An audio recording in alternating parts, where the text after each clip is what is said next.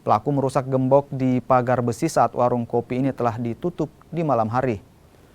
Di dalam warung kopi, pelaku berhasil membawa 2 ponsel, uang tunai ratusan ribu rupiah yang diambil dari laci kasir. Kejadian ini diketahui saat karyawan warung kopi datang dan menemukan gembok pagar telah rusak. Kejadian ini pun langsung dilaporkan ke polisi. Sementara itu, polisi telah meminta keterangan sejumlah orang dan juga memeriksa hasil rekaman kamera pemantau atau CCTV. Pencuri. Apa yang dicuri? HP 2 sama uang kas semua hilang. Itu kapan?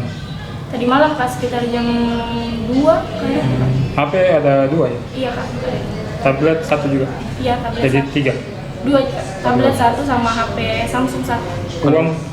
Uang hilang semuanya Kak. Uang kira-kira berapa? Sekitar 600-an kayaknya Kak. Saat kejadian itu memang sudah kosong di sini atau bagaimana? Iya Kak, sudah closing. Sudah closing, berarti tidak ada orang lagi di? Iya Kak.